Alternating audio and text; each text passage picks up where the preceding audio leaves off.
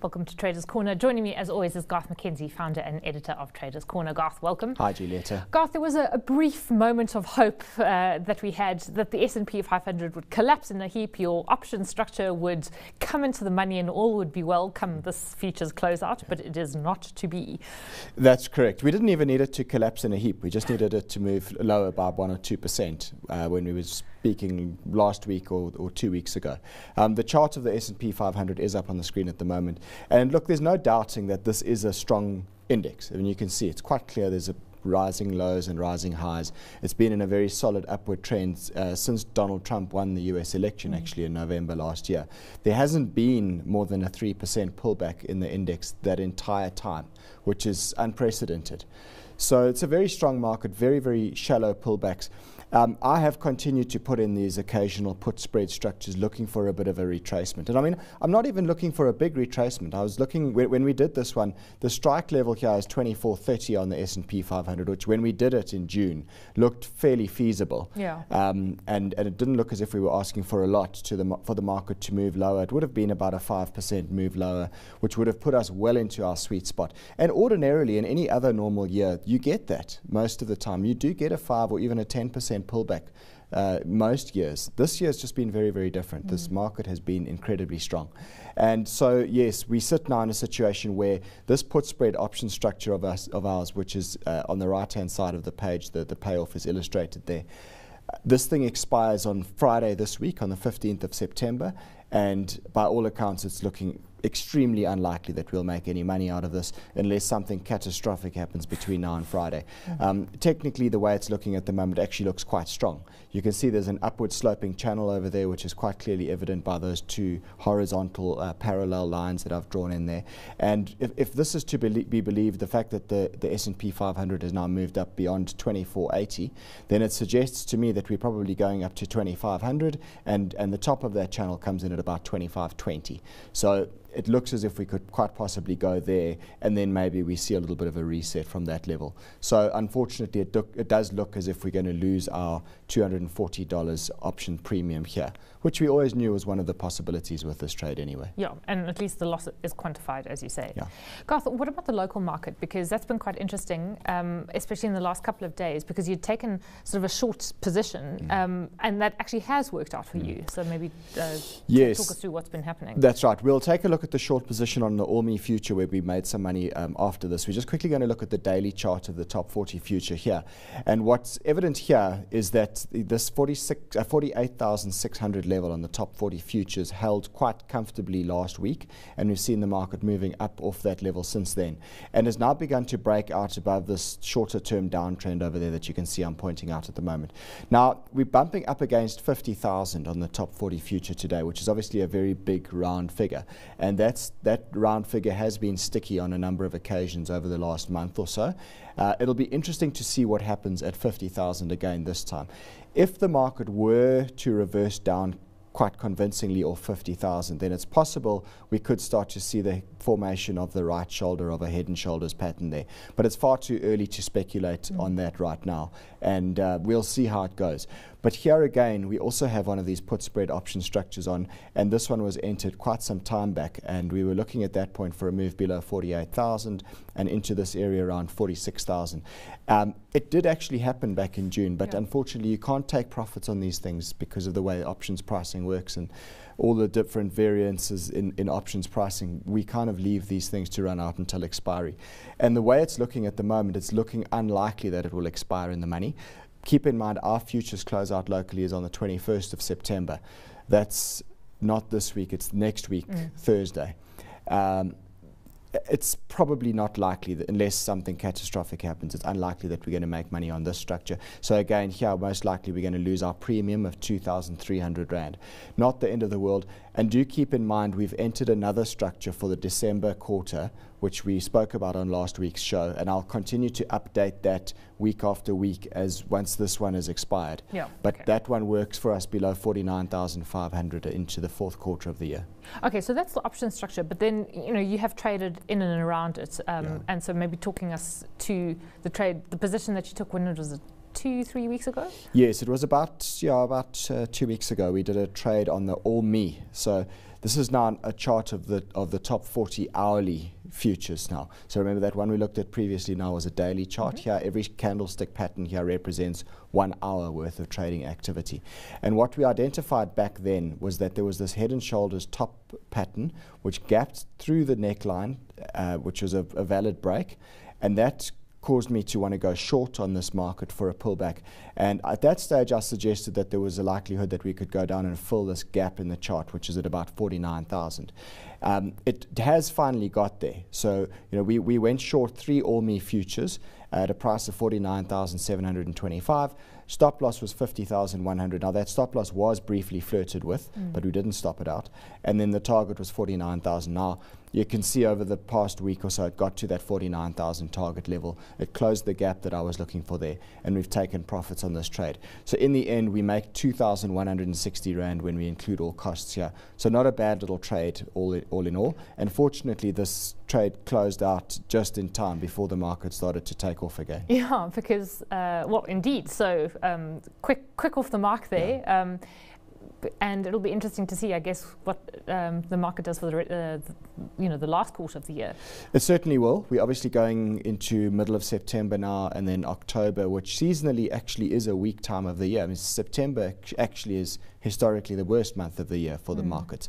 You wouldn't think so, looking at the way they're performing at the moment, but that's it. The markets don't always conform exactly to history, and it doesn't appear that that's the case this year, not for now anyway.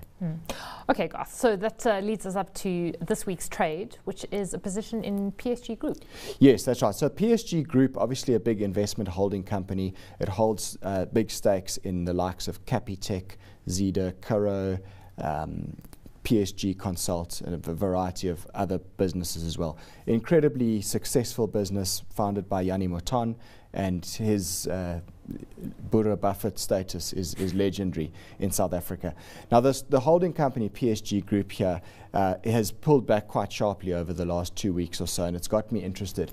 If you have a look over the last year, or more than the last year, there's an upward trend which is quite clearly evident over there. You can see how that trend line joins all the lows since July of last year, and it's every time it's pulled back to that trend line, it seems to have found support. Also, what's been notable over the past year to date is how the 200-day moving average has also provided support. You can see this is the 200-day moving average, which is that light green line there. Kind of corresponds quite neatly with the upward trend, actually. But each time the stock has pulled back to that 200-day moving average, it does appear that the buyers have come in and they've pushed the price up off the lower levels. Now, it's done that again over the last week. You can see the uptrend and the 200-day moving average both coincided around about 240 Rand over here. And there's quite a strong support area there. And so far, it does appear as if there's been some buying evident at that level. I think part of the reason why we've seen this share price coming under pressure over the last 2 weeks has got a lot to do with the fact that Curro's share price has come under pressure, and also Zeda and Pioneer Foods, which are intertwined. They've also come under pressure. All the food producer stocks generally have come under a lot of pressure. So I think those two actually have weighed on PSG to quite a large extent. But those are not the biggest assets within the PSG stable. The biggest asset actually is Capitec. And PSG Consult is also not the biggest, but it's big. I think PSG Consult makes up about 13% of the sum of the parts valuation. So my sense is that the weakness that we've seen in the PSG Group holding company share price here is possibly a little bit overdone, and we can look for a potential bounce off the support line here that I'm talking about. And as a consequence of that, that's what we've done this week. I just want to zoom in here on the more recent trading action. This is 3 months worth of trade in PSG Group. Here you can see the 200-day moving average more clearly. That's that green line at the bottom. You can see how at 240 Rand there was a reversal up off that level on Friday last week. So we've decided to go long. I've done this trade today for our portfolio, being Tuesday. Gone long at 242 Rand and 15 cents. Stop loss is 237 Rand, which would mean it needs to take out the low of that reversal from last week. And then I'm looking for a rally back up to the underside of the 50-day moving average there, which is at about 255 Rand. So that's the trade that we've done for this week. So a bit of a reversal, but are you to some extent preempting this? I mean, you seem to have gotten just as the turn may be happening? Well, the reversal already happened, and that candle that we see right there on Friday at the 200-day moving average, there's a name for that. It's called a piercing line in Japanese candlestick terminology. They've got interesting names for these candles. There's lots of other funny ones, but that is a reversal, and that to me indicates that buyers have been evident at the 200-day moving average, and whilst that is the case, I'm happy to go long with a stop loss below the lowest point of that reversal. Okay, so talk us through the mechanics of that trade, Garth. All right, so we've gone long at 242 Rand and 15 cents. The stop loss is 237 Rand. Risk per share, therefore, is 5 Rand and 15 cents. I'm risking 1.5% of our capital on this trade. So we've got about 108,000 Rand in our South African account at the moment. So if 1.5% of that translates into 1,620 Rand. So I take our capital risk, 1,620 Rand, divide that by 5 Rand and 15 cents. That's our risk per share. And it means that we can trade 315 CFDs in this case. So that's how many CFDs I've bought for the portfolio this week. My target is 255 Rand, and that therefore means that my risk to reward ratio is 1 to 2.5. I mean, Garth, it's an interesting, investment holding companies can be quite sluggish sometimes because you do have kind of warring aspects within the portfolio, if you like. And you talked about Kuro and Zeda being the drags on PSG.